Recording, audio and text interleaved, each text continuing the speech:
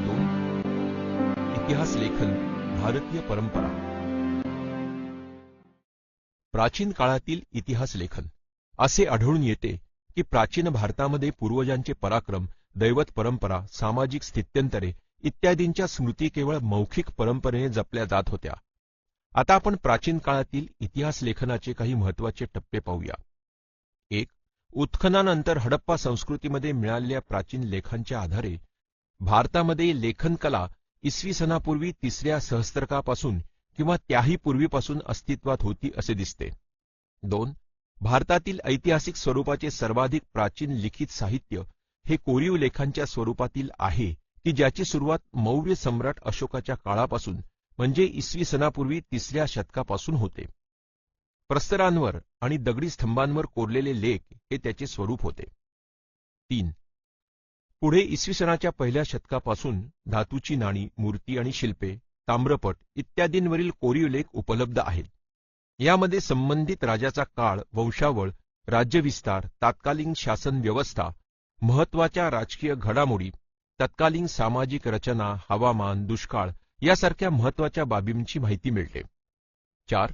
नंतर प्राचीन भारतीय साहित्यामध्ये रामायण, महाभारत ही महाकाव्ये, पुराणे, जैन आणि बौद्ध ग्रंथ, भारतीय ग्रंथकारांनी लिहिलेले ऐतिहासिक स्वरूपाचे साहित्य तसेच परकीय प्रवाशांची प्रवास वर्णने ही इतिहास लेखनाची महत्त्वाची साधने मानली जातात. 5.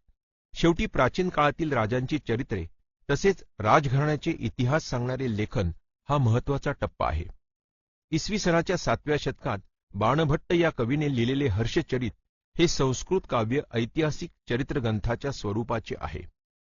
त्यामध्ये तत्कालीन सामाजिक, आर्थिक, राजकीय, धार्मिक आणि सांस्कृतिक जीवनाचे वास्तववादी चित्रण केलेले आहे. मध्ययुगीन काळातील इतिहास लेखन. पुढील लिखाण प्रामुख्याने येते. 1.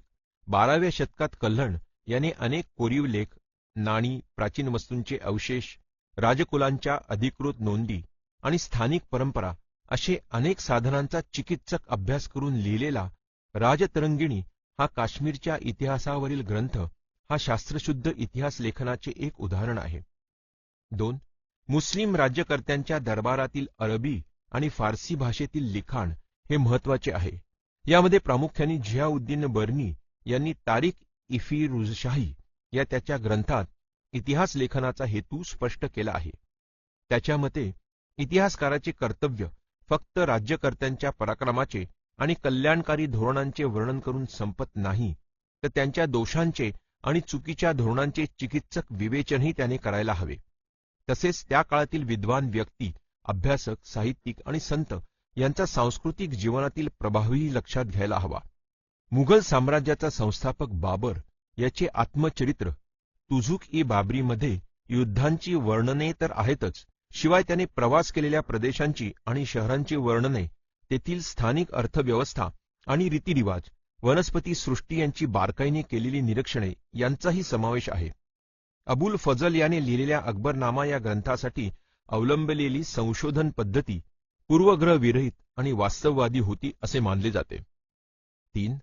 बखर हा ऐतिहासिक साहित्यातील एक महत्त्वाचा प्रकार आहे. शूरवीरांचे गुणगान, ऐतिहासिक घडामोडी, लढाया, थोर पुरुषांची चरित्रे याविषयीचे लेखन आपणास बखरीत वाचायला मिळते. उदाहरणार्थ कृष्णाजी अनंत सभासद यांनी छत्रपती राजाराम महाराजांच्या कारकिर्दीत लिहिलेली सभासद बखर छत्रपती शिवाजी महाराजांच्या कारकिर्दीवर प्रकाशझोत टाकतेच, तर भाऊसाहेबांची बखर या बखरीत पानिपतच्या लढाईचे वर्णन आहे. आधुनिक काळातील इतिहास लेखन आणि ब्रिटिश इतिहास काळ. 20व्या शतकात ब्रिटिशांच्या राजवटीत भारतीय पुरातत्वाच्या अभ्यासास सुरुवात झाली. यात सुरुवातीला भारतीय पुरातत्व सर्वेक्षण खात्याचे पहिले सरसंचालक अलेक्झांडर कनिंगहॅम यांनी बौद्ध ग्रंथामध्ये उल्लेख असलेल्या स्थळांवर उत्खनन केले. पुढे जॉन मार्शल यांच्या कारकिर्दीत हडप्पा संस्कृतीचा शोध लागला. यामुळे भारतीय संस्कृती अतिप्राचीन आहे हे सिद्ध झाले. भारतात आलेल्या अनेक ब्रिटिश अधिकाऱ्यांनी भारतीय इतिहासासंबंधी लेखन केले, पण त्यांनी केलेल्या लेखनावर ब्रिटिशांच्या वसाहतवादी धोरणाचा प्रभाव होता. जेम्स मिल यांनी लिहिलेल्या the history of British India या ग्रंथाचे 3 खंड 1817 साली प्रसिद्ध झाले. ब्रिटिश इतिहासकाराने भारतीय इतिहासावर लिहिलेला हा पहिला ग्रंथ. या ग्रंथात वस्तुनिष्ठ दृष्टिकोनाचा अभाव आणि भारतीय संस्कृतीच्या विविध पैलू संबंधीच्या पूर्वग्रहदूषित दृष्टिकोन स्पष्ट दिसून येतो. पुढे तात्कालिक मुंबईचे गव्हर्नर माउंट स्टुअर्ट एल्फिन्स्टन यांनी द हिस्ट्री ऑफ इंडिया हा ग्रंथ लिहिला. पुढे a history of the Marathas हा ग्रंथ जेम्स ग्रँड डफ या ब्रिटिश अधिकाऱ्यांनी लिहिला. तुम्हाला माहीतच आहे की भारताच्या इतिहासामध्ये मराठी साम्राज्याच्या कालखंडाचे स्थान अत्यंत महत्त्वाचे आहे. भारतीय संस्कृती आणि इतिहास यांना कमी लेखण्याची ब्रिटिश अधिकाऱ्यांची प्रवृत्ती ग्रँड डफ याच्या लेखनातही उमटलेली दिसते. विल्यम विल्सन हंटर यांनी हिंदुस्थानचा द्विखंडात्मक इतिहास लिहिला. त्यामध्ये मात्र निपक्षपाती वृत्ती दिसते. पुढे डफ याच्या इतिहास लेखनाच्या मर्यादा नीलकंठ जनार्दन कीर्तने आणि वी. का. राजवाडे यांनी 19व्या शतकात दाखवून दिल्या. भारतीय इतिहास लेखन, विविध तात्विक प्रणाली आणि त्यातील महत्त्वाचे टप्पे. 1. वसाहतवादी इतिहास लेखन. महत्त्वाच्या व्यक्ती व ग्रंथ, ब्रिटिश अधिकारी तसेच ख्रिश्चन धर्मप्रसारकांचे लेखन याचा अंतर्भाव आहे. 1922 ते 1937 या दरम्यान प्रसिद्ध झालेले केम्ब्रिज हिस्ट्री ऑफ इंडिया या ग्रंथाचे 5 खंड. ठळक मुद्दे. भारतीय संस्कृती गौण दर्जाची आहे या पूर्वग्रहाचे प्रतिबिंब लेखनात स्पष्टपणे उमटलेले दिसते. 2. प्राच्यवादी इतिहास लेखन. महत्त्वाच्या व्यक्ती व ग्रंथ. इसवी सन 1784 मध्ये सर विल्यम जोन्स यांनी कोलकाता येथे एशियाटिक सोसायटीची स्थापना केली. फ्रेडरिक मॅक्स म्युलर या जर्मन अभ्यासकाने हितोपदेश या संस्कृत ग्रंथाचा जर्मन भाषेत अनुवाद केला. तसेच the sacred books of the east या नावाने 50 खंड संपादित केले. त्याने ऋग्वेदाचा जर्मन भाषेत अनुवाद केला होता. ठळक मुद्दे. प्राच्यवादी अभ्यासकांनी संस्कृत आणि युरोपीय भाषांमधील साधर्म्याचा अभ्यास केला. त्यासाठी वैदिक वाङ्मय आणि संस्कृत साहित्याचा अभ्यास केला. प्राच्य विद्यावंतांच्या लेखनामागील छुपे साम्राज्यवादी हितसंबंध प्रकाशात आणण्याचे काम एडवर्ड सईद या विद्वानाने केले. 3. राष्ट्रवादी इतिहास लेखन. महत्त्वाच्या व्यक्ती व ग्रंथ. विष्णुशास्त्री चिपळूणकर यांनी ब्रिटिश अधिकाऱ्यांनी लिहिलेल्या प्राचीन भारताच्या पूर्वग्रहदूषित इतिहासाला विरोध केला. काही राष्ट्रवादी इतिहास लेखकांची नावे पुढीलप्रमाणे: महादेव गोविंद रानडे, रामकृष्ण गोपाळ भांडारकर, विनायक दामोदर सावरकर, राजेंद्रलाल मिश्र, रमेशचंद्र मुजुमदार, काशीप्रसाद जयस्वाल, राधा कुमुद मुखर्जी, भगवानलाल इंद्रजी, वासुदेव विष्णू मिराशी आणि अनंत सदाशिव आळतेकर. स्वातंत्र्यवीर विदा सावरकरांनी लिहिलेले the Indian war of independence 1857 1857 स्वातंत्र्य समर या पुस्तकाचे विशेष महत्त्व आहे. ठळक मुद्दे. 19व्या-20व्या शतकामध्ये इंग्रजी शिक्षण पद्धतीमध्ये शिकून तयार झालेल्या भारतीय इतिहासकारांच्या लेखनामध्ये भारताच्या प्राचीन वैभवाचा अभिमान आणि भारतीयांची आत्मजाणीव जागृत करण्याकडे असलेला कल दिसतो. त्यांच्या लेखनास राष्ट्रवादी इतिहास लेखन असे म्हटले जाते. वी. का. राजवाडे. इतिहास लेखन, भाषाशास्त्र, व्युत्पत्ती, व्याकरण अशा अनेक विषयांवर मूलभूत संशोधन करणारे आणि मराठी भाषेतून लेखन करणारे इतिहासकार म्हणून राजवाडे परिचित आहेत. त्यांचे असे मत होते की आपला इतिहास आपण लिहिला पाहिजे. मराठ्यांच्या इतिहासाची साधने असे शीर्षक असणारे 22 खंड त्यांनी संपादित केले. इतिहास म्हणजे भूतकालीन समाजाचे सर्वांगीण समग्र जीवन दर्शन. केवळ राजकीय घडामोडी, सत्तांतरासाठी कटकारस्थाने आणि युद्धे यांच्याच हकीकती नव्हेत असे त्यांचे परखड मत होते. इतिहास संशोधनाच्या कार्यासाठी वी. का. राजवाडे यांनी पुण्यात 7 जुलै 1910 रोजी भारत इतिहास संशोधन मंडळ स्थापन केले. स्वातंत्र्योत्तर काळातील इतिहास लेखन. स्वातंत्र्योत्तर काळात समाज, विज्ञान, अर्थव्यवस्था, राजकीय प्रणाली, धार्मिक विचारसरणी, सांस्कृतिक पैलू यांचा इतिहास अभ्यासला जाऊ लागला. यात प्रामुख्याने मार्क्सवादी इतिहास. यात अ. आर्थिक व्यवस्थेचा मानवी संबंध, ब. प्रत्येक सामाजिक घटनेचा सर्वसामान्य लोकांवर होणारा परिणाम आणि क. जाती व्यवस्थेत होत गेलेले बदल अशा विषयांचा अभ्यास झाला.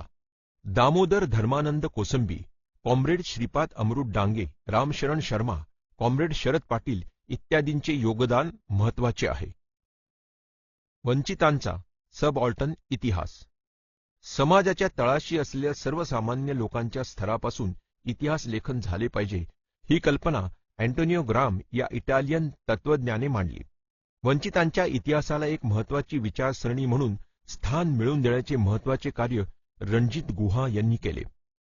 महात्मा फुले यांनी गुलामगिरी या पुस्तकात शूद्रातिशूद्रांचा इतिहास नव्याने उलगडून दाखवला.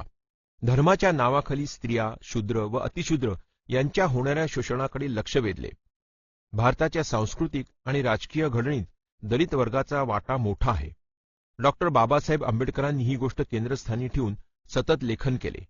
त्यांनी केलेल्या लेखनापैकी who were the Shudras and the untouchables हे ग्रंथ वंचितांच्या इतिहासाचे उदाहरण म्हणून सांगता येतील. विशिष्ट विचारप्रणालीचा आश्रय न करता इतिहास लिहिणाऱ्यांमध्ये सर यदुनाथ सरकार, सुरेंद्रनाथ सेन, रियासतकार गो स सरदेसाई, त्र्यंबक शंकर शेजवलकर यांचे मोलाचे योगदान आहे. तसेच यदी फडके, रामचंद्र गुहा इत्यादी संशोधकांनी आधुनिक इतिहास लेखनात महत्त्वाची कामगिरी बजावली आहे. स्त्रीवादी इतिहास. 19व्या शतकात स्त्रियांविषयी लेखन करणाऱ्या लेखिकांमध्ये ताराबाई शिंदे यांचे नाव अग्रणी आहे. त्यांनी पुरुषप्रधान व्यवस्था आणि जाती व्यवस्था यांना विरोध करणारे लेखन केले. सन 1882 मध्ये प्रसिद्ध झालेले स्त्री पुरुष तुलना हे त्यांचे पुस्तक भारतातील पहिले स्त्रीवादी लेखन समजले जाते. सन 1888 मध्ये पंडिता रमाबाई यांचे the high caste Hindu woman हे पुस्तक प्रसिद्ध झाले. अलीकडच्या काळात प्रसिद्ध झालेल्या स्त्रीवादी लेखनात मीरा कोसंबी यांच्या crossing thresholds feminist ages in social history हे पुस्तक महत्त्वाचे आहे. त्यात महाराष्ट्रातील पंडिता रमाबाई, भारतातील पहिल्या कार्यरत स्त्री डॉक्टर रखमाबाई यासारख्या स्त्रियांच्या जीवनावरील निबंध आहेत. शर्मिला रेगे यांनी writing caste, writing gender, reading Dalit women's testimonies यामध्ये दलित स्त्रियांवर निबंधपर लेखन केलेले आहे. आशा आहे या व्हिडिओमधील टॉपिक तुम्हाला समजले असतीलच. अजून पुढील व्हिडिओ पाहण्यासाठी आमच्या चॅनलला सबस्क्राईब करा आणि इतर पालकांना आणि विद्यार्थ्यांना शेअर करून पुढील व्हिडिओसाठी आम्हाला प्रोत्साहित करा.